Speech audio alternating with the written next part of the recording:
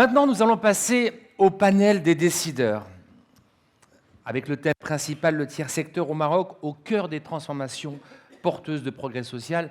Et j'ai l'immense plaisir d'accueillir pour modérer ce panel Monsieur Aziz Bousseta, journaliste, modérateur TV, animateur. Merci, confrère. Ravi. Je vous laisse accueillir vos panélistes.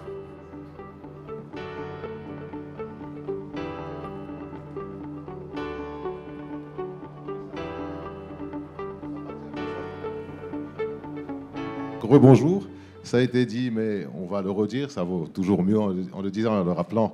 Merci d'être là, cette très honorable assistance, aussi bien dans la quantité que dans la qualité. Allez, on y va donc pour ce panel des décideurs au cœur des transformations porteuses de progrès social et comment s'adapter aux mutations en cours. Il va falloir affiner un petit peu les transformations porteuses de progrès social. Alors rapidement, tout le monde le sait, mais ça vaut mieux aussi en le rappelant, le tiers secteur, qui est une notion qui n'est pas véritablement inventée par le Maroc, mais importée par la Commission spéciale sur le modèle de développement, globalement, dont nous avons ici deux membres, Madame Slam Bdani et Si Hamid Bouchiri, qui étaient là. Merci pour le rappel sur la Aïcha Chenna ou Allah yarhamha. Donc le tiers secteur, c'est l'ensemble des acteurs à l'intersection des secteurs publics et privés, donc associations, coopératives, mutuelles, qui ont des activités à visée sociale. Et le nouveau modèle de développement se propose d'en faire un levier, une troisième voie, un levier de création de richesse, de progrès et de développement des territoires. Voilà, moi j'arrête là, après les autres vont en parler mieux que moi. Alors, donc j'invite nos amis et amis au singulier panélistes, sous vos applaudissements s'il vous plaît, Madame Asma Diani, vice-présidente du réseau marocain de l'économie sociale et solidaire, et professeur d'université qui nous vient de Fès. Voilà. Si Ben Haddou devait venir président du RMS, mais en raison d'un problème familial, c'est Madame Diani qui portera donc la voix du RMS. Madame Aïcha Rifaï, là, directrice générale de l'Office du développement et de la coopération. Madame Sadia Slaoui Bennani, si vous voulez bien.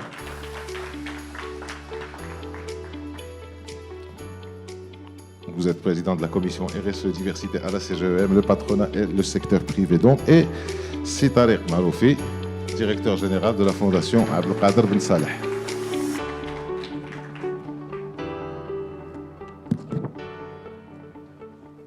Il y a un léger problème de parité dans ce panel. Alors je viens en renfort avec toi, c'est Tariq. Parité positive cette fois. Alors avec ce panel, comme vous pouvez le considérer, le voir, on va brasser à peu près à 360 la question du tiers secteur. Nous avons le secteur public, nous avons le secteur privé, nous avons l'associatif et nous avons donc l'associatif universitaire avec vous et nous avons donc le think tank qui permet de rassembler tout ça. Alors on va y aller donc sans plus tarder en trois axes autour desquels va tourner cette discussion. Donc d'abord, définition du tiers secteur de l'économie sociale et solidaire, mais essentiellement du tiers secteur. Donc c'est pour ça que nous sommes là. Puis après, chacun va expliquer comment il intervient dans son champ d'expertise, dans son domaine d'intervention. Et enfin, les recommandations pour lever les failles, pour lever les différents obstacles qui peuvent se produire. Alors je commence à tout seigneur, tout honneur par le secteur public. Une rapide définition selon votre point de vue du tiers secteur. Bonjour tout le monde. D'abord, je tiens à adresser mes plus sincères félicitations à la Fondation Abdelkader Ben Saleh pour la réussite de cet événement qui met en avant le rôle crucial du tiers secteur dans la construction d'une société marocaine résiliente et prospère. Et aussi, je les remercie infiniment de m'avoir convié à partager mes perspectives en matière du développement du secteur de l'économie sociale et solidaire. Enfin, quand on dit tiers secteur, on veut dire principalement l'économie sociale et solidaire. D'accord. Avant de définir, en fait, selon ma perspective, comment peut-on cerner ce concept? Déjà, l'économie sociale et solidaire, c'est un nouveau concept qui prend de l'élan, qui a pris de l'élan ces dernières années. Donc, la première fois qu'elle a été définie expressément, c'était par les Nations Unies, l'Organisation des Nations Unies, lors de la conférence des Nations Unies à Rio en 2012, comme étant un ensemble d'activités d'activités économiques, sociales, environnementales et culturelles qui sont menées par des organisations et des entreprises qui mettent l'humain au cœur de préoccupations. Donc, cette économie-là, il concilie entre les principales composantes du développement durable. Et c'est une approche qu'on peut dire inclusive, fondée sur des principes de solidarité, de coopération, d'équité. Et alors, d'après ma modeste expérience, je peux définir cette économie comme étant une économie parallèle à l'économie classique. Et complémentaire aussi. Parallèle parce qu'en fait, on trouve dans la composition, quand on décortique l'économie sociale et solidaire, on trouve toutes les organisations de l'économie sociale et solidaire qui opèrent dans les divers secteurs de l'économie classique, sauf qu'ils sont orientés vers l'humain, ils sont orientés vers le développement durable, qui concilie en fait entre les objectifs sociaux, économiques, culturels, environnementaux. Donc l'économie sociale et solidaire, aujourd'hui, comme a été avancé par M. Bouchiri, il a été érigé par le nouveau modèle de développement comme étant un tiers secteur levier de la résilience de l'économie nationale. Donc aujourd'hui, on ne peut pas parler de l'économie nationale en omettant l'économie sociale et solidaire. Donc,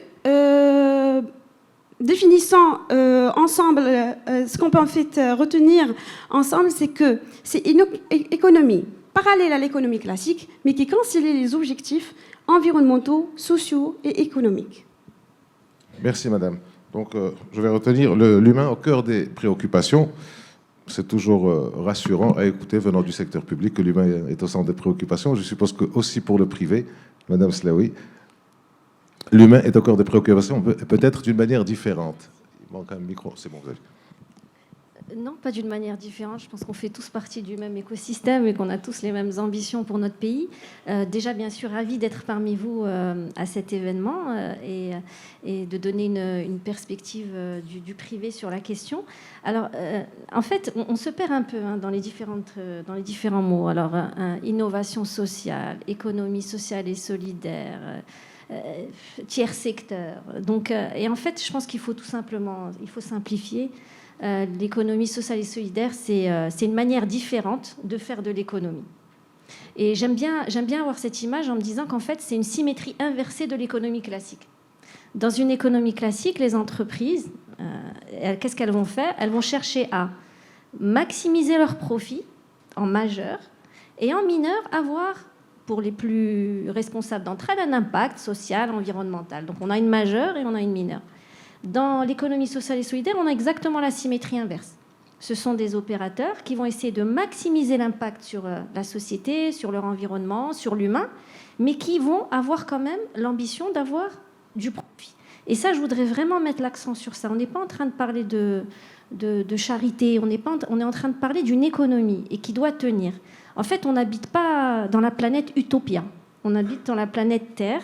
Et pour que cette économie sociale et solidaire tienne, soit pérenne, il faut qu'elle puisse générer des profits. Et ça, c'est très important. Sinon, on est dans de la perfusion sur des actions ponctuelles. Il faut pouvoir avoir une économie qui soit capable de s'autoporter. Donc voilà une définition par contraste avec l'économie traditionnelle. Donc, deux manières de faire de l'économie. Vous savez, même à Utopia, je pense qu'il ne pourrait pas survivre sans profit. Le profit étant quelque chose quand même qui fait bouger les choses. Et alors nous avons donc le secteur privé et le secteur public. Vous êtes quelque part à l'intersection, pour reprendre le même mot, Madame Diani, pour vous, ORMS. Vous allez avoir une définition qui va être un peu plus synthétique. Alors moi je vais un peu biaiser la définition de la société civile par mon statut d'universitaire. Tout d'abord, je suis très, très, très ravie d'être là parmi ce beau panel. Merci de m'avoir associée à cette discussion. Merci à la Fondation de tenir ce rendez-vous annuel qui nous permet de nous revoir, de réunir la communauté du tiers secteur. Alors, au sein du RMS, Pour ceux qui ne connaissent pas, le réseau marocain de l'économie sociale et solidaire est ce qu'on appelle la société civile de l'économie sociale et solidaire. Nous sommes un réseau qui a été créé en 2006, qui réunit un peu plus de 800 membres, qui sont à la fois des associations, des coopératives. On a une mutuelle, la MIGEPAP, et puis des personnes ressources qui agissent dans l'ESS, et puis surtout aussi des centres de recherche, parce qu'on est convaincu que ce secteur a besoin d'être alimenté par la recherche-action. C'est ce qui explique qu'on a aussi, moi, mon membership au sein du RAMES à travers un centre de recherche qui est en même temps un incubateur accélérateur social qui existe depuis 2012. Alors, au niveau de l'approche, il faut comprendre qu'on est, en fait, quand on parle de la définition de l'économie sociale et solidaire, d'abord, on a globalement deux tendances qui sévissent. Une définition par le statut juridique, et en l'occurrence, on va dire, l'économie sociale et solidaire se compose par les coopératives, les mutuelles, les fondations, les associations, etc. Les associations, on aura tendance à dire, ce sont les associations créatrices de valeur ajoutée économique. Et puis de l'autre côté, on a cette approche substantive qui consiste en fait à dire que on mettra dans l'économie sociale et solidaire toutes les initiatives, qu'elles aient un statut, qu'elles soient encadrées par un statut juridique formel ou pas, mais dont le business model verse dans la création d'une double valeur, à la fois économique et sociale. Donc nous, au sein du RAMES, bien entendu, on s'intéresse, il y a cette question d'organisation formelle, donc l'approche par les statuts, mais il y a également, on est très dans une posture de veille par rapport à toutes les initiatives alternatives citoyennes qui permettent justement, qui dans le business model et justement va dans le sens de la création de valeur, donc de la double création de valeur économique et sociale. Voilà, et avec les valeurs bien entendu sans oublier les valeurs de l'entreprendre collectif qu'on retrouve en fait, ce sont les valeurs universelles, les principes de la gouvernance participative, de mettre l'humain, de la participation, de mettre l'humain en fait et le collectif au centre de ce modèle de business model de création de valeur. Voilà. Merci Lasma. C'est Tariq Maroufi. Donc nous avons 3 panélistes qui sont chacune dans l'opérationnel selon c'est pas sorti en français, de son point de vue, de son champ d'intervention. Vous, en tant que think tank, vous avez donc une position quelque part de surplomb, une position de réflexion, d'observation. Comment vous voyez les choses? Vous m'avez déjà expliqué ça quand on préparait la conférence. J'espère que vous allez être un peu plus tarissable qu'à votre habitude quand vous parlez de ça. Merci. En fait, à la Fondation, on a une activité, comme tu l'as appelé, c'est Aziz de Think Tank. On essaie de contribuer à la réflexion, mais aussi on a une fonction aussi d'action, d'accompagnement d'action sur le terrain. Pour nous, le tiers secteur, effectivement, on se retrouve, il y a une complémentarité entre les définitions qui ont été présentées. Parce qu'il y a la dimension économique dans le tiers secteur, il y a la dimension d'acteurs partenaires du public aussi dans ces missions, mais il y a aussi la dimension acteurs associatifs d'économie sociale et solidaire, etc. À la Fondation, nous pensons que le tiers secteur, d'abord, le point de départ, c'est l'humain. C'est-à-dire comment, d'un point de vue de progrès social, pour pouvoir permettre à toutes et à tous de justement une inclusion la meilleure possible dans la société pour qu'ils puissent contribuer, on a besoin d'accompagner les citoyens justement pour qu'ils puissent atteindre ce plein potentiel. Et le citoyen, il a des besoins d'abord de participation citoyenne, politique, etc. Il a des besoins économiques, mais il a des besoins d'inclusion sociale, de participation à la société. Et nous pensons que nous approchons la question du tiers secteur d'un point de vue de progrès social. Comment ce tiers secteur peut contribuer dans une société à créer les conditions d'un progrès social pour tous. Quand on dit progrès social, tout simplement, comment chacun et chacune puisse contribuer à la société en général, chacun selon ses capacités. Dans une société où presque, chiffre à prendre avec des pincettes, où presque un Marocain sur 4 est en situation de précarité et de pauvreté, on peut plus. C'est pas qu'une question économique. Certes, l'accès à un revenu, une inclusion économique elle est forte aujourd'hui, bien sûr. Les chiffres de chômage ou autres sont là, l'inclusion des femmes dans le domaine productif, etc. Mais il y a les questions de participation des jeunes. Quand on voit la part des NEET dans la société, il y a la question du handicap, l'inclusion dans le cadre du handicap, la question de la fracture entre les territoires, la question de l'accès aux services de base. Donc, ce n'est pas qu'une question quand on va à l'échelle du citoyen. Bien sûr, il y a le besoin d'inclusion économique, d'accéder à un revenu, de contribuer à la production, que ce soit dans le cadre de l'économie sociale et solidaire ou dans le cadre de l'économie classique. Mais il y a tout un tas de problèmes et de problématiques dans nos sociétés d'inclusion liées à la capacité de participer, à la capacité de se prendre en charge, à trouver sa place en tant que jeune, en tant que personne en situation de handicap, en tant que femme, en tant que personne âgée, etc. Donc nous, notre approche de la question, c'est globalement à l'échelle de la société, face à une problématique de progrès social qui est certes économique, social, culturel, identitaire ou autre, comment le secteur, qui peut être un acteur de l'économie sociale et solidaire, qui va approcher la question d'un point de vue économique et d'inclusion, mais ça peut être un groupe de citoyens qui n'est pas formalisé et qui va dans les réseaux sociaux créer un mouvement pour sensibiliser sur un débat social, une problématique sociale. Ça peut être peut-être un entrepreneur social qui aujourd'hui, malgré qu'il n'a pas le statut légal qui lui permet de mener son projet de façon... il essaie, dans le cadre d'une association ou coopérative ou autre, d'agir sur les problématiques sociales. Donc, en somme, pour nous, le tiers secteur, on se retrouve parfaitement dans la définition du nouveau modèle de développement. C'est un acteur qui est entre le public et le privé, c'est-à-dire qu'il n'a pas de mandat public ou privé, mais il a un mandat citoyen et qui va s'organiser en tant qu'individu, groupement informel ou groupement associatif ou coopératif pour porter une initiative, une solution à un problème social. Et ce tiers secteur aujourd'hui, justement parce qu'il est multiforme, il peut être association informelle, formelle, coopérative, aujourd'hui il a besoin d'être... qu'on puisse ensemble avoir une définition sectorielle pour lui. C'est quoi? On a besoin de l'organiser dans une loi. Est-ce qu'on peut l'organiser dans une loi dédiée ou c'est un secteur qui doit se retrouver dans des espaces comme ça, chacun selon ce format juridique ou autre, mais qui peut discuter ensemble pour dire nous, on peut porter une alternative entre le public et le privé, peut-être être un vase communicant, peut-être entre guillemets, un contre-pouvoir dans le sens positif, ça veut dire une force de proposition face au public et au privé. Et aussi, on peut être partenaire du public et du privé. Là où ils ne peuvent plus agir, lui, il peut prendre le relais. Merci. C'est-à-dire, je vais retenir cette expression de mandat citoyen.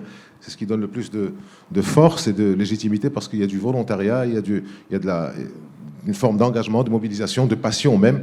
Et avoir un mandat citoyen, je pense que c'est la chose qui resterait le plus importante, surtout quand on a des chiffres aussi effrayants. Il faut dire les choses telles qu'elles sont. Un quart des Marocains en situation de pauvreté ou de précarité, ça fait quand même pas mal. Le recensement, il va sortir dans pas longtemps, ça fait quand même à peu près 10 millions de Marocains. Il y a les 4,5 millions de NEETs, donc nos jeunes, nos enfants qui sont là dans des situations de précarité, dans des situations difficiles. Alors, voilà pour le tour de table de la définition du plantage de décor, si j'ose dire. Il y aura certainement des remarques, des réflexions, des compléments à ces définitions, à ce qui va être dit. Alors, tout à l'heure, après avoir passé nos deux questions, nos débatteurs et débattrices vont répondre à vos questions. Alors, ça va être à travers l'outil Mentimeter. Et donc, il y aura un QR code qui va s'afficher ici. Vous posez vos questions, je verrai les questions. Je pourrai certainement pas reprendre toutes les questions. Je vais essayer de synthétiser un peu. On va faire dans la méthode de la débrouillardise. Ne vous en faites pas. Mais posez vos questions et apportez vos compléments quand il y en aura. Alors, on va reprendre donc dans le même ordre. On va commencer par vous, Madame Rifahi. Comment vous intervenez au niveau de votre action sociale? Comment vous vous adaptez à ces mutations en cours? Quels sont les obstacles que vous pouvez rencontrer, sachant que vous êtes secteur public? Et comment vous faites, comment vous envisagez, ou qu'est-ce que vous proposez pour les lever? Ça va être d'ailleurs la même question posée différemment aux autres panélistes. Allez-y, madame. Donc, je comprends si vous stack, on va répondre aux deux questions. En fait, les défis qu'on rencontre au quotidien pour assurer cette transition du tiers secteur, et aussi quelles sont les recommandations. المشاكل اللي كيطرحوا والحلول اللي كيجيو من بعدها. Enfin, les recommandations pour la suite. Déjà, en fait, juste pour donner un petit état des lieux de ce qu'on a sur le tiers secteur, comme mes collègues du panel ils ont défini tout à l'heure, en fait, on a les associations. Aujourd'hui, ils sont aux environs de 240 000 associations, dont plus de 150 000 ils sont à caractère de développement. On a les coopératives dont je chapeaute le développement. On a, aujourd'hui, les coopératives ont atteint environ 60 000 coopératives et rassemblent plus de 750 000 adhérents et créant en moyenne 100 000 emplois directs et indirects. On a les mutuelles qui sont au nombre d'une cinquantaine et on a aussi les fondations. Alors aujourd'hui, en fait, le secteur il a connu une expansion grâce à un ensemble de mesures qui ont été prises par le gouvernement. À leur tête, l'INDH, le lancement de l'INDH en 2005, vraiment, il a amorcé le développement de ce secteur. Il y a aussi les stratégies sectorielles qui mettent dans leur cœur le développement des petits producteurs qui sont groupés en organisation de l'économie sociale et solidaire. Il y a aussi un cadre juridique qui existe. Par exemple, parlant de... D'ailleurs, toutes les organisations de l'ESS sont régies par un texte juridique. On a les associations, elles sont régies par le DAHER 58. On a les coopératives qui sont régies par la loi sur les coopératives. On a aussi les mutuelles qui sont régies par la loi mutuelle. Donc, on a déjà un cadre juridique, ce qui permet en fait le développement de ce secteur, un développement initial. Parce qu'aujourd'hui, il faut s'inscrire dans la nouvelle ère du développement, parce que pour atteindre les ambitions du nouveau modèle de développement, il faut effectivement s'inscrire dans un changement radical, je dirais une métamorphose, pour donner à ce secteur le haq dialou. Donc, concernant en fait les défis qu'on relève chaque jour étant chargé du développement du secteur coopératif, il y a déjà le problème du concept. On appréhende le concept du tiers secteur comme étant un secteur de subsistance, de faible valeur ajoutée. Aujourd'hui, il faut changer ce mindset. Il faut dire que le tiers secteur, c'est un secteur à forte valeur ajoutée. C'est un secteur parallèle au secteur public, au secteur privé, qui peuvent nous permettre de réaliser et de concrétiser déjà les objectifs de développement durable. Il y a aussi le problème de structuration. Et d'ailleurs, ça a été souligné par le nouveau modèle de développement. Les coopératives et les associations, ils souffrent de lacunes en matière de gouvernance. Et donc, il faut vraiment les encadrer à travers un cadre institutionnel.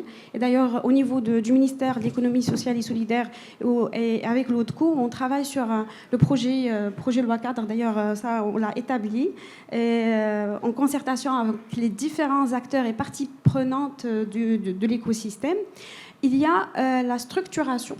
Il faut penser on a vraiment un problème de structuration parce qu'il n'y a pas de synergie entre les différents acteurs de l'écosystème. Un ensemble d'actions qui sont entreprises, mais de façon fragmentée. Et donc, on a vraiment du mal à mesurer l'impact de ces actions-là pour voir est-ce que vraiment on est sur le bon sens. Est-ce qu'on est en train d'investir correctement et quelles sont les choses à ajuster. Alors, pour remédier à tous ces obstacles-là, en fait, déjà,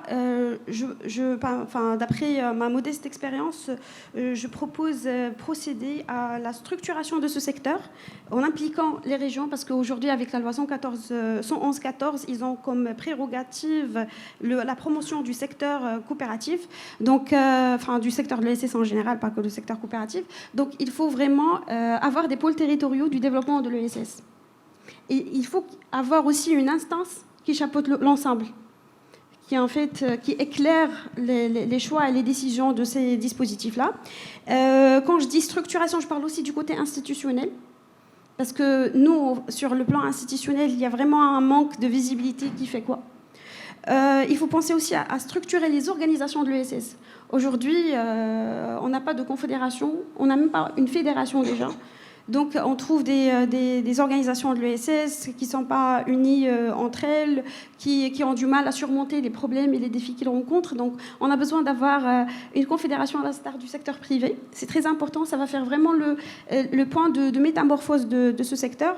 Il faut penser aussi au partenariat stratégique entre le secteur public et les organisations de l'ESS et le secteur privé et les organisations de l'ESS. Tout à l'heure, j'écoutais passionnément Madame la Présidente de la Fondation quand elle parlait en fait de comment cette idée de renforcer ce tiers secteur à travers les actions de la compagnie Free Ben Saleh. Pardon, Abdelkader Ben Saleh. Donc, on a aussi, il faut encourager le commerce solidaire. À l'instar du commerce équitable, le commerce solidaire, quand on achète solidaire, il faut dire qu'on n'achète pas un produit, un simple produit, on achète une histoire. Parce que le tapis, c'est une histoire derrière la confection de ce tapis-là, ou bien de cette poterie, ou bien du miel qu'on mange. Il y a il y a toute une histoire, il y a toute une communauté qui se développe grâce à ce produit-là.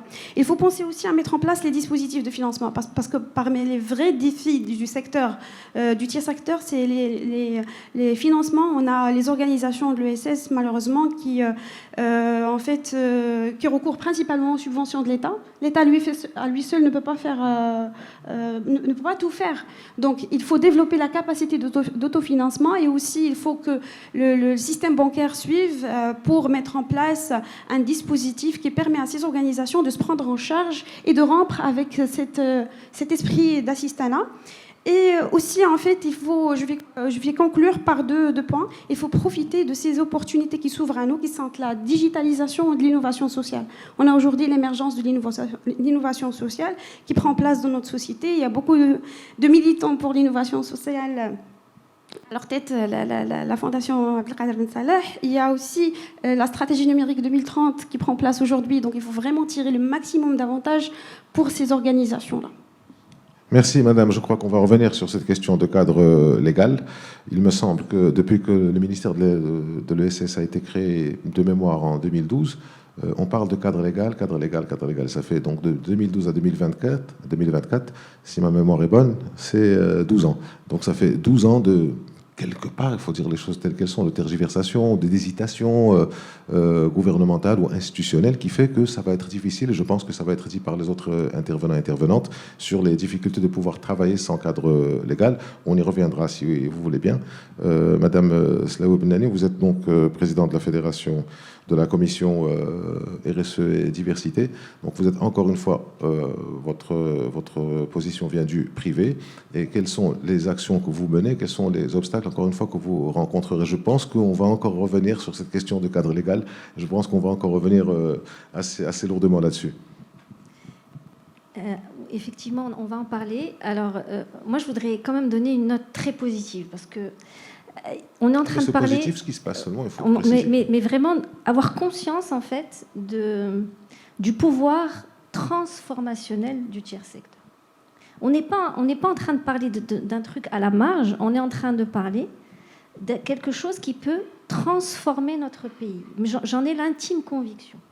C'est-à-dire qu'en fait, à la CGM et personnellement, on est convaincu que la plus grande source de création de richesse et d'emploi, on parle beaucoup d'emploi au Maroc en ce moment, la plus grande source de création de richesse et d'emploi viendra du tiers secteur. C'est aussi simple que ça. Le modèle actuel a montré ses limites en termes de création d'emplois.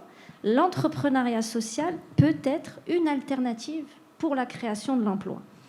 Et pour venir quelque part battre en brèche une idée préconçue, on n'est pas en train de parler uniquement d'emplois, de petits emplois, dans des secteurs dans lesquels nous sommes défaillants.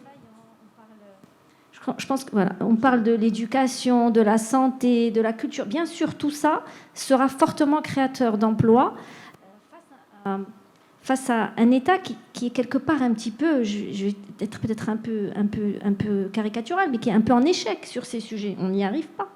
Il y a une telle capillarité sur les territoires, il y a un tel besoin d'action sur le terrain. L'État ne peut pas, comme vous l'avez dit, être partout. Et ben, il y a des acteurs, qui sont les acteurs du tiers secteur, qui peuvent prendre le relais. Et on a vu que ça a marché. Regardez la FMPS, vous connaissez probablement la fédération du préscolaire. Voilà, le préscolaire qui n'est même pas obligatoire au Maroc. Je pense qu'on a un problème de micro qui... Allez-y, madame. Parfois, il y a des petits arrêts, mais allez-y. Peut-être le changer, peut-être ce sera... Merci beaucoup. Donc, la FMPS, on est quand même en train de généraliser le préscolaire au Maroc grâce à une association. C'est en train de passer inaperçu, mais ce n'est pas l'État qui est en train de faire ça. C'est une association qui est en train de faire ça. On est en train de généraliser le préscolaire. Ce n'est pas rien. On est en train de passer à des centaines de milliers de classes. Donc tout ça pour dire qu'en fait, c'est une véritable alternative, et pas uniquement dans ces secteurs-là, mais également dans des secteurs tels que l'industrie. Hamid, tout à l'heure, est passé très vite sur Mondragon, par exemple. Mondragon, c'est 80 000 salariés. C'est 112 entreprises. Et dans des secteurs comme l'industrie. Je suis sûre que vous avez tous de l'électroménager Fagor chez vous à la maison. Ben, Fagor, c'est Mondragon. Vous êtes parti en Espagne probablement, vous êtes passé devant des supermarchés Eroski. Eroski, c'est Mondragon. Donc ça peut être vraiment dans des secteurs divers et variés, et ça peut vraiment avoir un pouvoir transformationnel. Waouh, c'est top. On en est où au Maroc? Franchement, très très loin. On en est encore très très loin. Pour donner quelques chiffres, on estime que c'est 2% du PIB. On estime que c'est 4% des emplois. Donc vraiment, on est dans quelque chose qui a un énorme potentiel, mais qui aujourd'hui reste quand même très très très petit. Et avec un nombre d'acteurs incroyable, 240 000 associations, je ne sais combien, 27 000 mutuelles, c'est 27 000 coopératives, 50 mutuelles, bref. En tout cas, c'est des gros chiffres par rapport à ce qu'on a en face en termes de création de richesse et en termes de création d'emplois. Alors on peut se poser la question du pourquoi. Pourquoi on en est là? Donc vous l'avez dit également, c'est parce qu'il faut qu'on change de représentation. Vraiment. L'économie sociale et solidaire, ce n'est pas de l'économie de la subsistance. Ce n'est pas tsarqiyah. Ce n'est pas trouver des solutions ponctuelles à un problème urgent. Ce n'est pas ça. C'est tout sauf ça même. Sinon, on arrive exactement là où on en est aujourd'hui. Qu'est-ce qui s'est passé au Maroc? Les associations, par exemple, elles ont grandi grâce à des perfusions financières. Si vous faites une courbe de corrélation entre la création d'associations et les programmes de l'INDH, vous verrez que c'est extrêmement corrélé. Donc ce n'est pas le marché qui a généré ces associations, c'est en fait du financement. Et dès que ces financements s'arrêtent, ces associations, elles disparaissent malheureusement. Donc tant qu'on est dans cette image-là, on n'arrivera pas aux chiffres de Mondragon et de tous les exemples qu'on nous a donnés Hamid. Deuxième élément, c'est le cadre. Mais ce n'est pas tellement le fait d'avoir un cadre pour avoir un cadre. C'est en fait quelque chose qui nous mette tous d'accord, qui nous unisse tous pour une cause. C'est qu'on soit tous d'accord sur l'importance de l'économie sociale et solidaire, sur le fait de vouloir vraiment porter notre attention, nos efforts sur ce secteur-là, pour pouvoir en faire vraiment une troisième voie. Vous savez, le mot tiers secteur, le tiers, moi, j'aime pas ce mot tiers. Parce que tiers, c'est comme une tierce personne, une autre personne, une alternative. Alors qu'en fait, c'est tiers, c'est 33%. C'est un mot qui est ambigu en lui-même. Et voilà, c'est une parenthèse. On peut le voir de deux manières. Et moi, c'est vraiment le 33% que j'ai envie de mettre en avant et pas l'autre, l'alternative. C'est une parenthèse. Donc ce cadre va permettre de clarifier. Et de mettre en place les bonnes conditions. Et la troisième déficience de l'économie sociale et solidaire, ça aussi, ça a été dit, c'est vraiment les capacités humaines. Mais là encore, on en est, entre guillemets, responsable. Quand vous êtes une association et que vous répondez à un appel à manifestation d'intérêt, tout de suite, on vous dit toutes les charges relatives au personnel sont exclues du financement. On ne vous finance que les infrastructures. Donc vous poussez les gens à construire des écoles, des classes, mais il n'y a aucun enseignant dedans. Parce qu'il n'y a personne pour le financer. Donc il faut là aussi qu'on change de représentation. Non, le capital humain est essentiel pour le tiers secteur. Ce ne sont pas les infrastructures qui sont importantes pour le tiers secteur. Donc voilà, à mon avis, les trois raisons qui font que ça fonctionne pas. Après, qu'est-ce qu'il faut faire? Est-ce que je réponds à cette question ou plus tard? On reviendra. J'étais en train d'écouter attentivement ce que vous disiez. J'ai oublié que j'étais le modérateur. C'est pour ça qu'il y a eu ce petit moment de silence. On va laisser les recommandations pour tout à l'heure.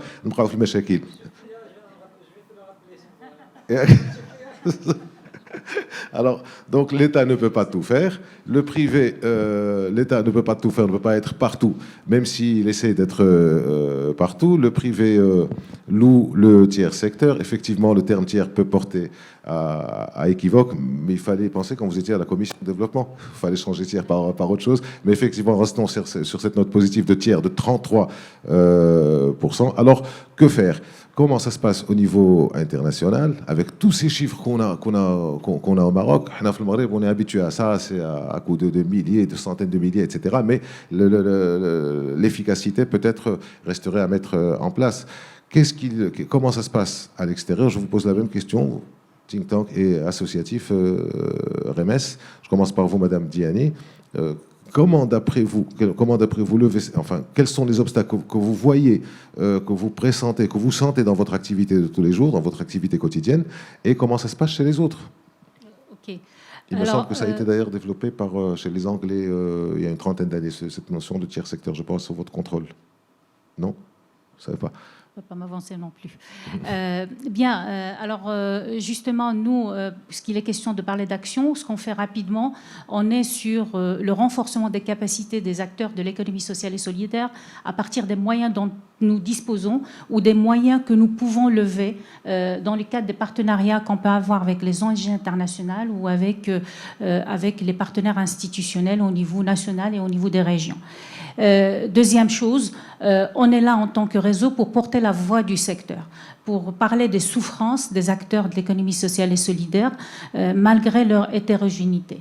Enfin, ce qu'il y a à dire, c'est que les organisations de l'économie sociale et solidaire ont des souffrances en commun.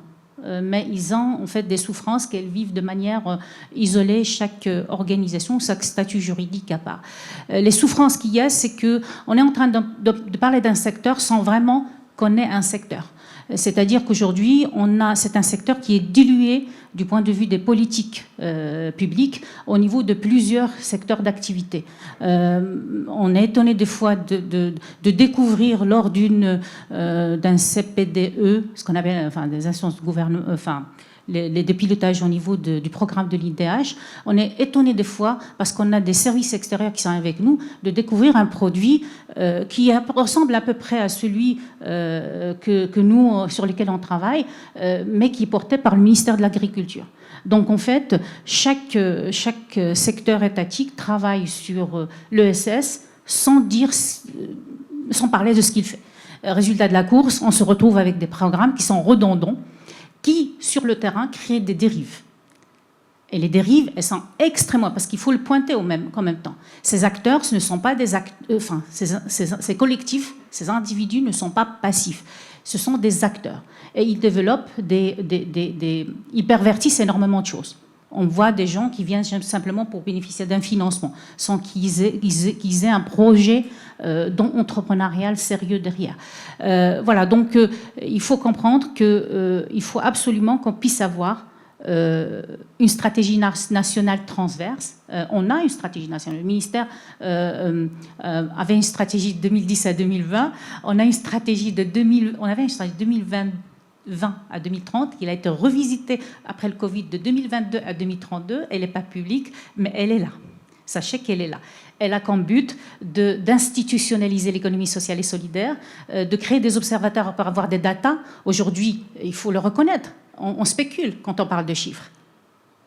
Hormis pour les coopératives, un petit chouïa, mais après, ça reste très approximatif par ailleurs. On parle de 2 à 3% du PIB, comme on le prouvait. Donc on a besoin d'institutionnaliser, on a besoin de formaliser, on a besoin d'avoir des observateurs régionaux, nationaux, on a besoin de permettre Madame Rifaï, elle a parlé de la loi 111-14, parmi les articles de cette loi, c'est que l'ESS est l'une des prérogatives propres à la région. Les PDR, si vous prenez les PDR des régions, vous n'allez pas trouver que toutes les régions كيحركوا هاد الاختصاصات الذاتيه. غتلقى شي 3-4 régions sur les 12 qui ont mentionné dans leur PDR des choses en relation avec l'économie sociale et solidaire. Voilà, donc il faut qu'on puisse savoir. La stratégie nationale est là pour faire ça. La loi cadre est là pour faire plein de choses, pour créer ce lien entre les différents départements étatiques, pour permettre d'avoir un secteur, qu'on puisse parler d'un secteur. À proprement parler. Alors, élément extrêmement important, il est question d'unifier la définition qu'on donne de l'ESS. La loi cadre permettra de le faire. Deuxième chose, il est question aussi d'institutionnaliser. La loi permettra, par exemple, alors là, délit d'initié, permettra d'élargir les prérogatives de l'ODECO pour en créer une agence de développement ou de promotion de l'économie sociale et solidaire. On a besoin de ça, absolument, pour tout le secteur.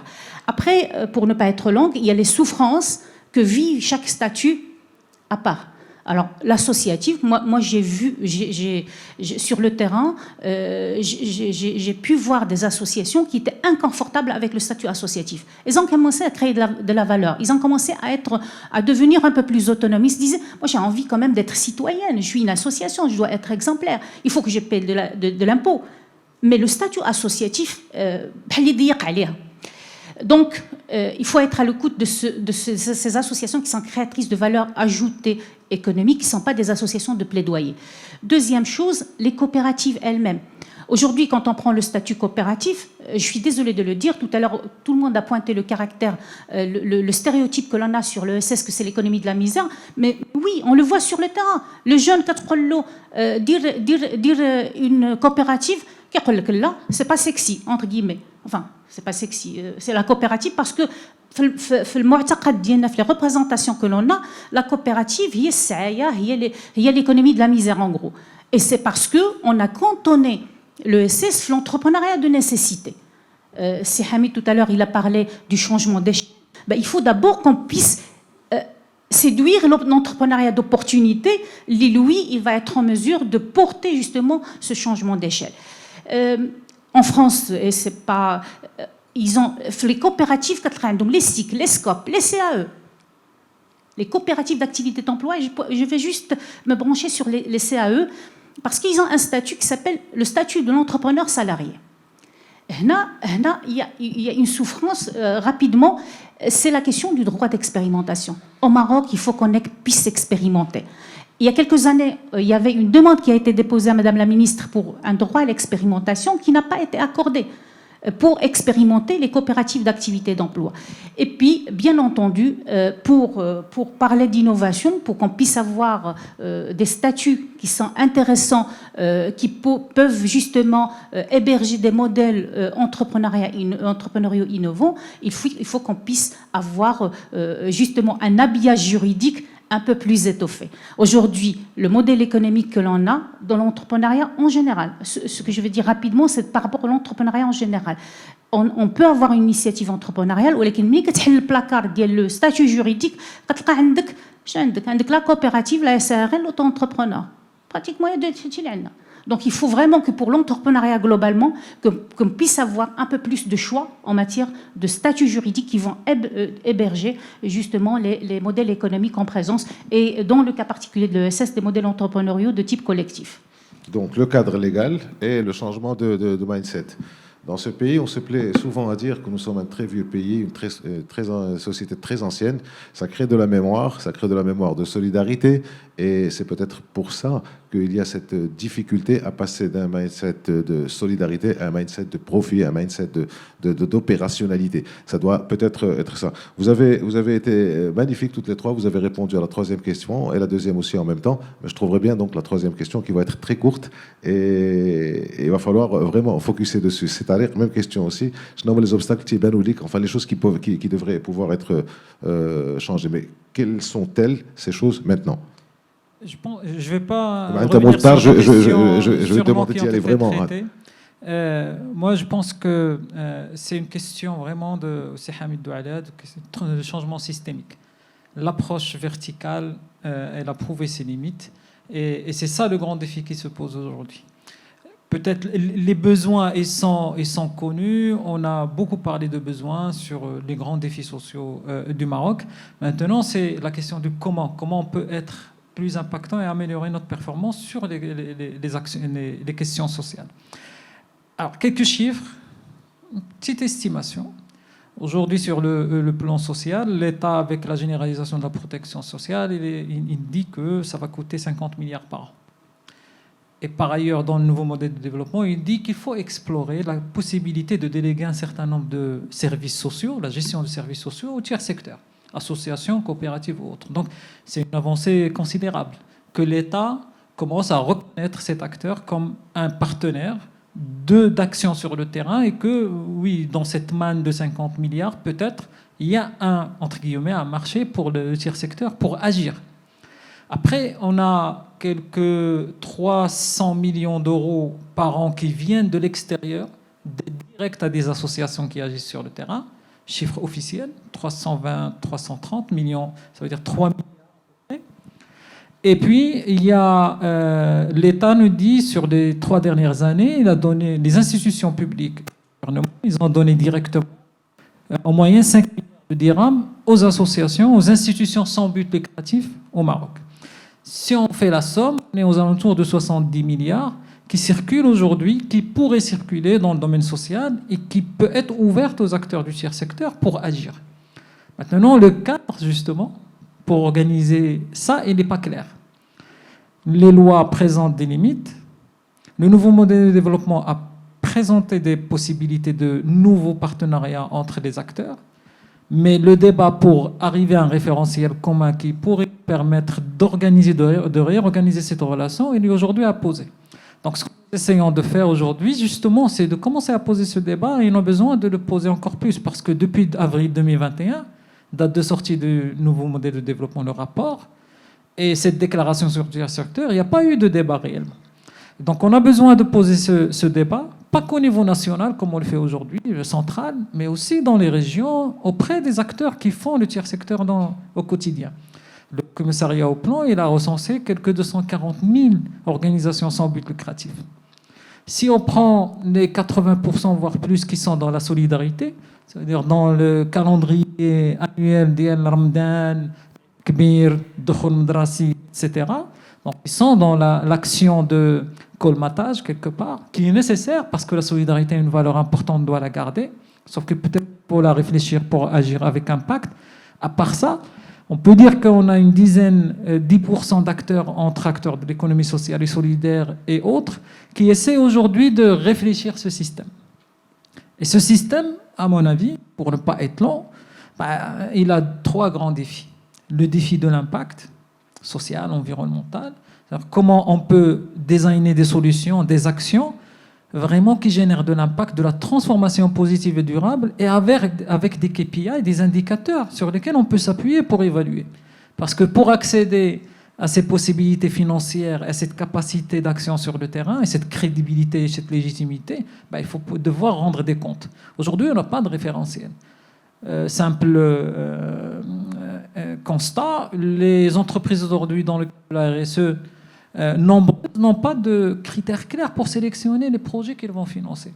Et il y en a quelques-unes qui ont réfléchi à des systèmes, mais la grande majorité, quand j'ai la demande, on va financer par coup de cœur ou là parce qu'on connaît. Donc, un référentiel qui permet aux acteurs de dire là, on va avoir de l'impact, donc on met de l'argent. Là, on ne peut pas avoir de l'impact, on ne met pas de l'argent. Deuxième chose, c'est la question de la territorialisation des interventions. Aujourd'hui, les régions, les institutions régionales n'ont pas de vision, en tout cas déclarée, claire sur cette question de tiers secteur, économie sociale et solidaire. Voilà notre plan et comment on peut faire. Mais il faut dire aussi qu'il n'y a pas de cadre qui facilite aux acteurs dans les régions d'aller et avoir de l'impact. Les acteurs aujourd'hui qui sont les plus, on va dire, engagés, ils sont au niveau de Casaraba. S'ils veulent agir في الحوز ou s'ils veulent agir au sud, au moment des, etc., c'est difficile, il faut accéder, il faut un cadre légal, il faut la bonne coordination entre les acteurs, il faut des facilités peut-être qu'ils n'ont pas. Donc, cette capacité d'action, territorialiser l'action pour être plus impactant, on a besoin justement de la structure. Et puis le troisième élément, c'est la question de la co-construction. On a parlé depuis ce matin, on ne peut pas continuer à agir seul. Agir seul, ça veut dire déperdition de ressources, de temps, et aussi un impact négatif, parce que quand on agit seul, on est tout seul. On a l'élan, parce qu'on a les moyens pendant 3-4 ans, on a la volonté. Quand nos moyens sont plus, ils se terminent, on va arrêter. Et ça se traduit par peut-être de la frustration sur le terrain, peut-être de la décrédibilisation de l'action de tout un secteur. Quand on est réunis en travail, en réseau, en collaboration, ça nous permet d'être encore plus forts et d'aller plus loin. Mais aujourd'hui, on a besoin encore de renforcer cette capacité de fonctionnement en écosystème. Merci, c'est Tariq. En fait, c'est pas pour être négatif, encore une fois, mais j'ai l'impression, en vous écoutant, qu'on tourne un peu en rond. Hein. Ça fait 10 ans qu'on entend pratiquement les mêmes choses, avec les mêmes constats, avec les mêmes failles, voire même peut-être défaillances. Et pendant ce temps, les needs, ça augmente, la précarité, ça augmente, etc. Et puis, il y a un truc amusant, les 2% du PIB que j'entends, alors, quand on a un problème en quelque chose, c'est toujours 2% du PIB. La corruption, c'est 2% du PIB. Le SS, c'est 2% du PIB. L'ouverture des frontières maghrébines, c'est 2% du PIB. Je crois qu'il va falloir un jour affiner ça. Alors, bon, je vous rappelle qu'il faut donc scanner le QR code. Il y a déjà pas mal de questions qui sont arrivées. Je ne vais pas toutes pouvoir les poser. Alors, il y a le troisième rapide et dernier rapide tour de table. Et comme vous avez déjà répondu aux recommandations, on va faire un peu de fiction pour reprendre la formule de Madame Kenza Ben Salah, partir avec des idées nouvelles. Partir juste à la pause café une fois qu'on aura fini le panel. Partir avec des idées nouvelles et une communauté élargie. C'est bien ça. Bien. Alors, je vais vous poser une question courte. On va faire un jeu, hein, une question fiction. Si vous avez une baguette magique, on va faire du yaka, faux, il faut que, etc. Madame Rifaï, je commence par vous. Vous avez cité un certain nombre de problèmes. Si vous aviez 2 ou 3 actions à pouvoir mettre en place immédiatement, vous agiriez sur quoi? Réussir la synergie entre les acteurs de l'écosystème. Tout le monde en a parlé sur ce panel. Il faut qu'on arrête d'agir de façon silotée. C'est très important. Sinon, on ne peut pas mesurer l'impact de ce qu'on fait. Deuxième point, puisqu'on mise aujourd'hui sur ce secteur pour en faire une vraie voie de développement, il ne faut pas diluer l'identité des organisations de l'ESS.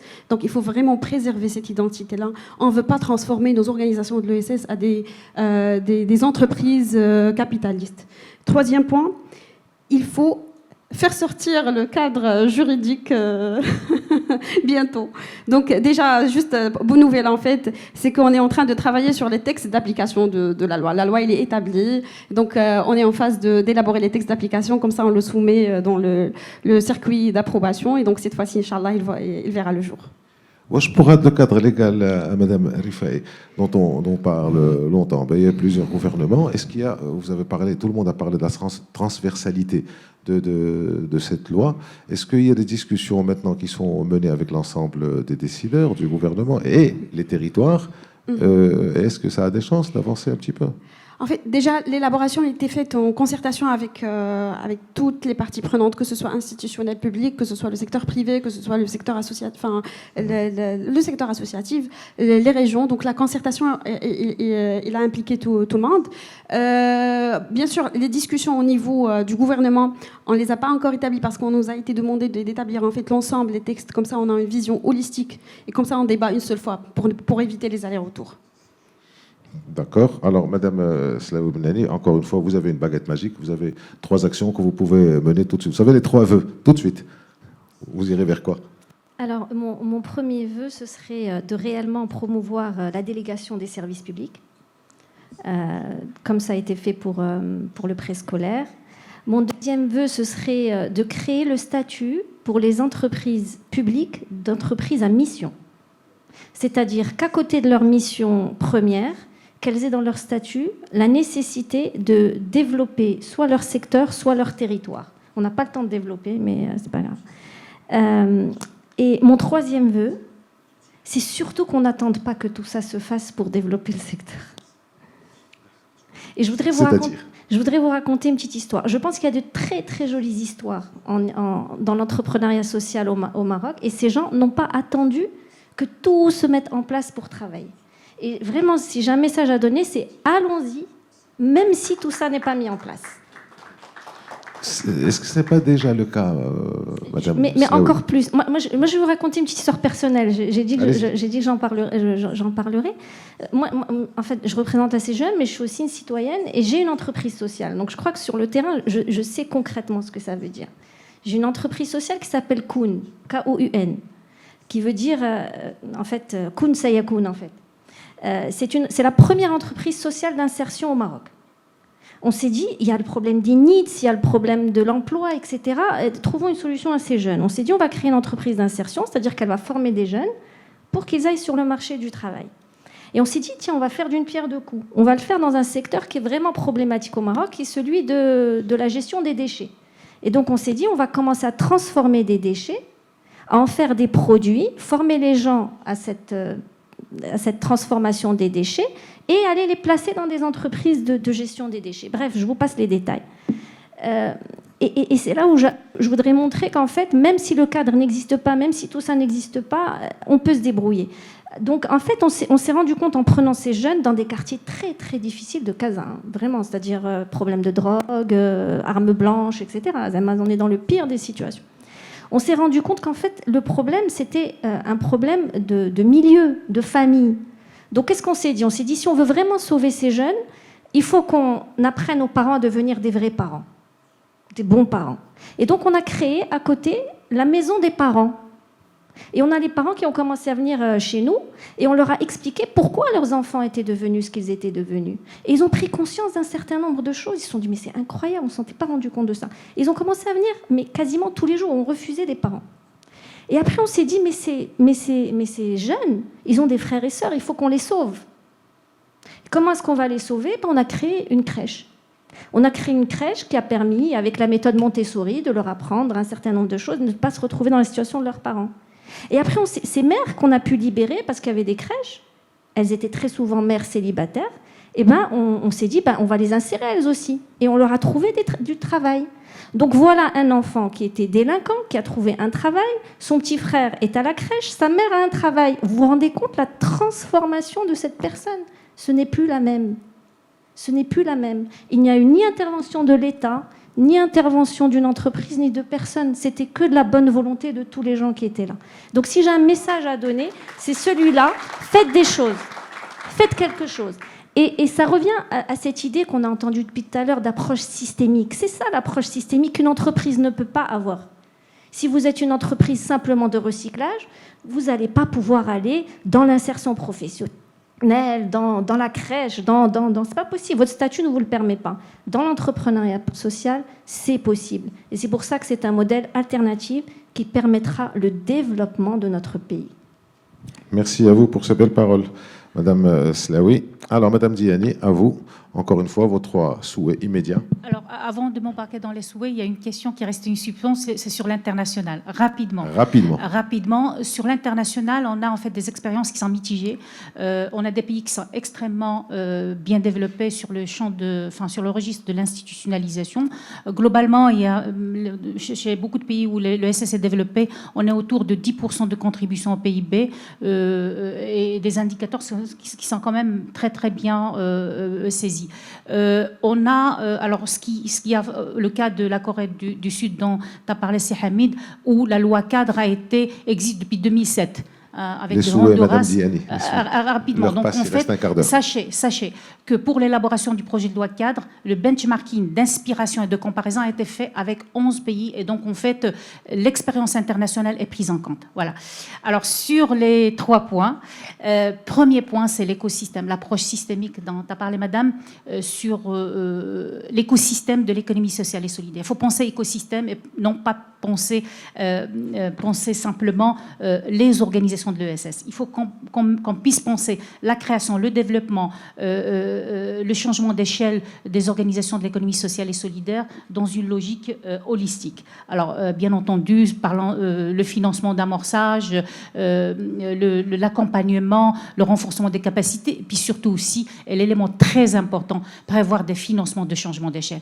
Parce que le changement d'échelle ne peut pas... Aujourd'hui, quand on parle du financement tout court, de l'entrepreneuriat globalement, le financement d'amorçage, le kick-off moujoud. Au contraire, aujourd'hui, le financement de l'amorçage, on est à la quête des porteurs de projets et non pas ou d'idées de projets. Donc, le financement du changement d'échelle a besoin d'être pensé et bien pensé. Et 3e élément extrêmement important, c'est le référentiel des compétences.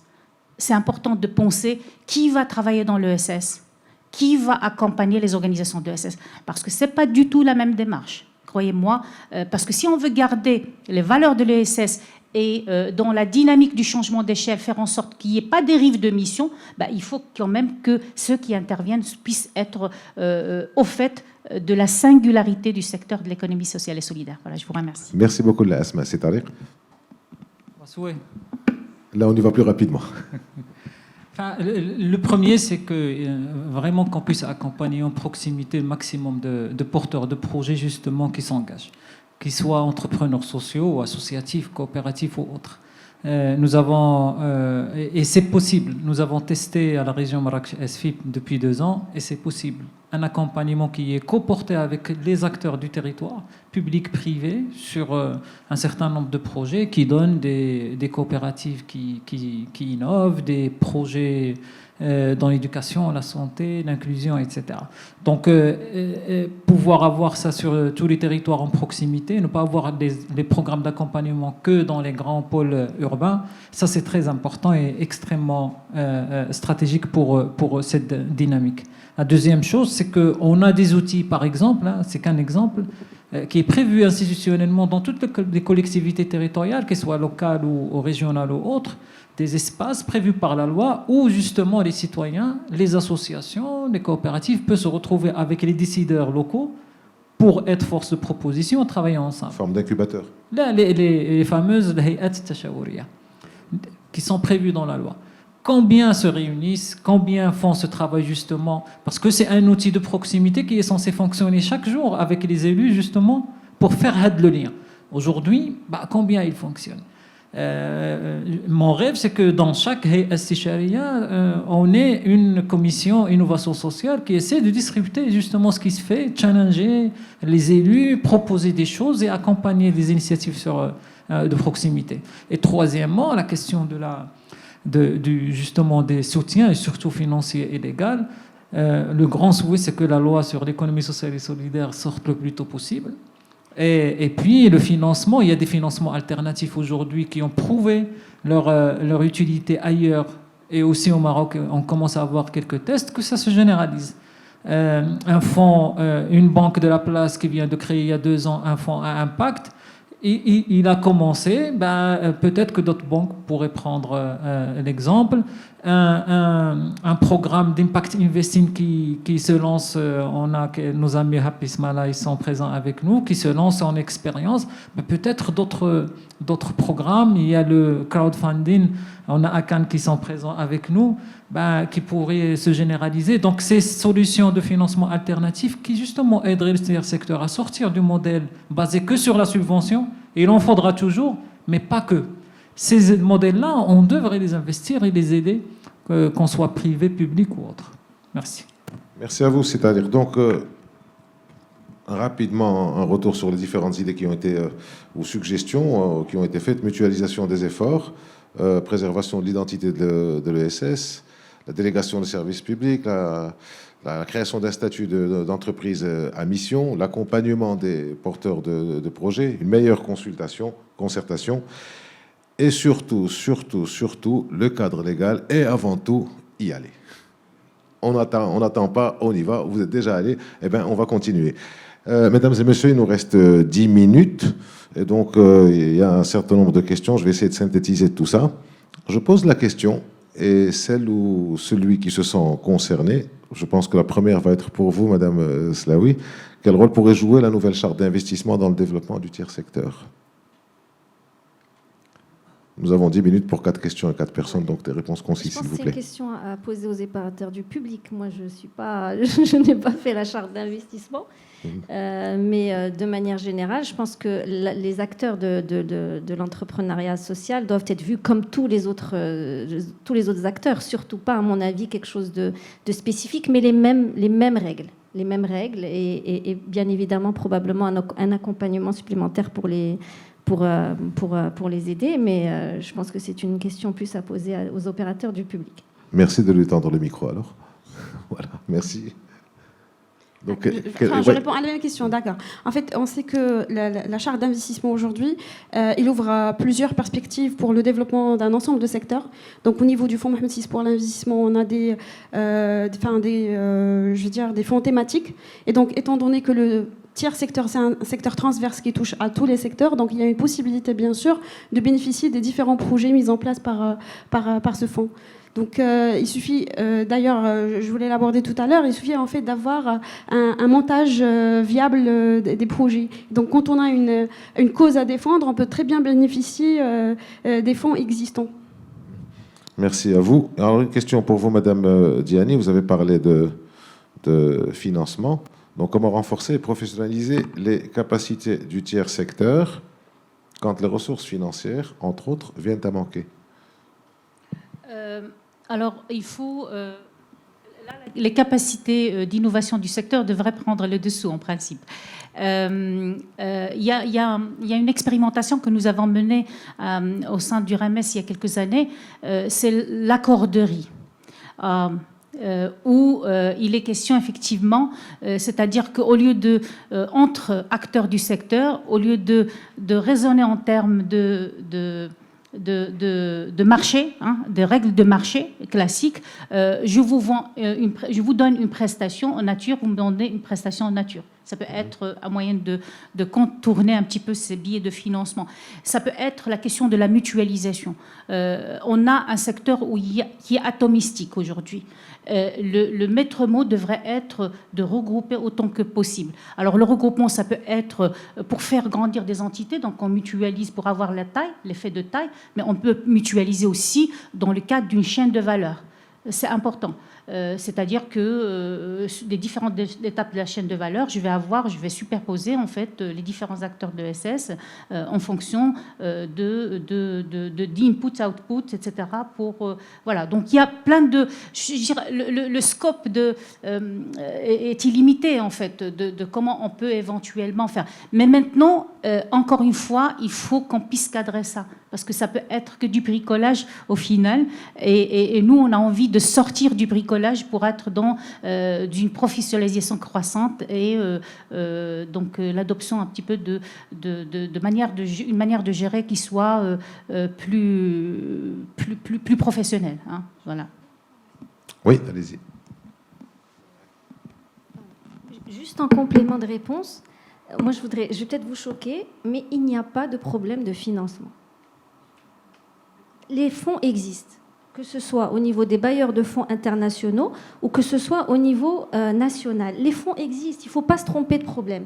Le problème, c'est les bons projets qui matchent avec ces financements. C'est ça dont il faut avoir conscience. Si vous avez un projet aujourd'hui bancable en entrepreneuriat social, il est finançable. Je vous redonne l'exemple de ma petite Koun, ma toute petite initiative. Drossos m'a accompagnée pendant 3 ans. Mais par contre, ils m'ont dit, dans 3 ans, tu es autonome. On ne te donne plus 1 dirham et ça tourne. Aujourd'hui, l'entreprise, elle fait un chiffre d'affaires avec 7 chiffres. Et pourtant, au début, il n'y avait pas 1 dirham. Mais c'est un exemple. Les financements existent. Il faut des projets bancables et des gens bien structurés et organisés pour les porter.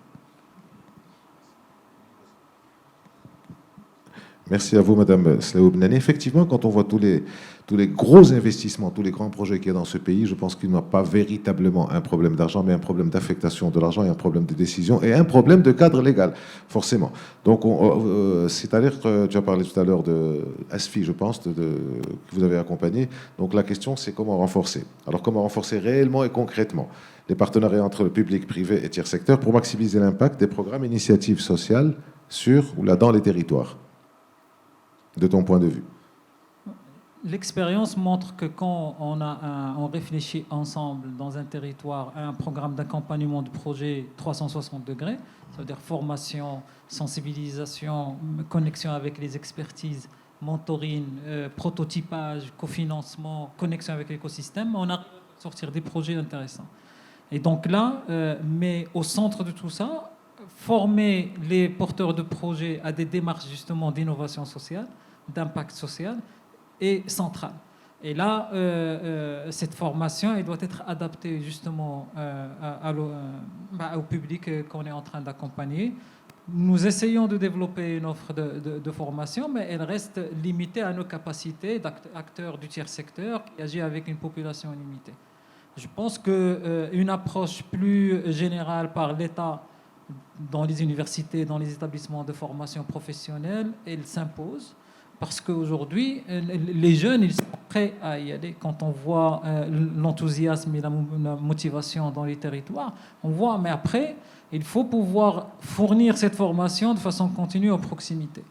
Et il faut savoir qu'il y a des années, il y avait une mouvance, une tendance de lancer des masters et des formations, des licences professionnelles dans le domaine social, développement territorial, etc. Et on a demandé aux universités dès le départ d'être autonomes financièrement. Ça veut dire qu'il faut vendre ces formations au niveau de Oujda, au niveau d'Agadir, etc. Et il y a des masters qui ont fait une année, ils ont fermé. Parce qu'on ne peut pas du jour au lendemain demander un système qui a fonctionné avec une certaine façon, du jour au lendemain de se disrupter lui-même et d'être autonome. Il faut pouvoir accompagner, réfléchir justement à cette capacité à former, à accompagner, à renforcer les capacités, mais de façon adaptée au territoire. Là, on peut être plus efficace à travers des associations, allons-y. Là, on peut être plus efficace à travers des universités, on peut y aller. Mais il faut réfléchir ça dans la durée.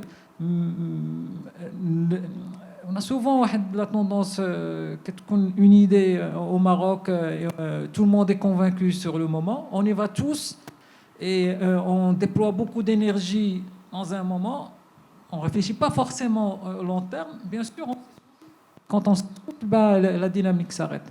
L'idée, c'est de réfléchir sur le long terme et réfléchir et essayer de mener les politiques ou les initiatives de façon progressive. Et ça demande un travail collaboratif entre les acteurs.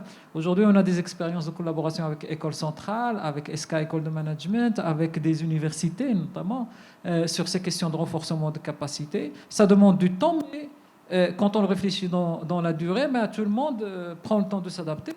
On construit la collaboration sur ces sujets ensemble. Voilà. Merci beaucoup, Si Tariq. Il reste 3 minutes et une dernière question. Mais la dernière question, comme disait l'autre, elle a déjà été répondue sur le cadre légal, sur le contexte légal. Il s'agit d'un chantier essentiel et capital pour libérer le potentiel. On le sait, on en a parlé. Donc il nous reste exactement 3 minutes moins quelque chose. Le dernier mot, le mot de la fin, court, comme d'habitude. Madame Slaoui Bnani, je sais que vous allez dire, il faut y aller, redites-le, s'il le faut. Alors, je vais essayer de dire autre chose, alors. Ce que je dirais, c'est simplement de dire que l'économie sociale et solidaire n'est pas un pansement qui est là pour cacher une plaie. C'est vraiment une solution, c'est vraiment la solution pour notre pays. Et surtout, allez-y. Merci. Il faut veiller à ce que le tiers secteur combine efficience économique et solidarité sociale pour éviter la dilution de l'identité. Merci à vous. Madame Diani, Asma. Alors, je vais, avec la casquette du RMS, dévoiler les bonnes pratiques là où elles sont, au fin fond des régions. Simple message, simple message. C'est ça. Allez-y. Dévoiler les bonnes pratiques. Ça, c'est un message. Ah, d'accord, c'est mon message. C'est dévoiler les bonnes pratiques là où elles sont. Le problème, c'est qu'on parle peu des performances des acteurs de l'ESS sur le terrain. Trop peu. On en parle trop peu. Alors que si on part ailleurs, il n'y a pas de mystère. Quand un acteur fait quelque chose d'innovant quelque part, tout le monde en parle, on dévoile, on en parle dans les réseaux sociaux. Nous, il faut vraiment qu'on passe à ce registre de aller chercher les bonnes pratiques là où elles existent, les initiatives citoyennes alternatives là où elles sont, et quels sont les problèmes qu'elle a pu solutionner, et puis surtout pour pouvoir dupliquer ailleurs. Voilà. Merci, c'est Tariq. Comme j'ai dit au départ, ça commence par l'humain. Sur les 50 dernières années, on a adopté une approche du centre vers la périphérie, vers le local. C'est-à-dire on réfléchit en design et on déploie à partir du centre. Ça a montré un certain nombre de limites. Les expériences des acteurs de l'économie sociale et solidaire du tiers secteur montrent que quand on commence en bas, auprès des communautés dans les territoires, les solutions elles sont là-bas. On n'a qu'à aider à déployer ces solutions, que ces communautés s'autoprennent en charge. Je pense qu'il faut inverser la démarche. Merci à vous, c'est-à-dire merci à vous tous. Merci à l'assistant d'avoir été là. Donc je pense que les questions Bon, ça fait 1h10 qu'on est en train de parler de ça. Il est difficile de faire le tour de la question, de répondre à toutes les questions, mais des idées nouvelles ont été émises, des approches nouvelles ont été émises. Le cadre légal, et il faut y aller. Merci encore à vous, Madame Diani, Madame Rifaï, Madame Slaoui Bnani, c'est Tariq Maroufi. Merci à vous tous.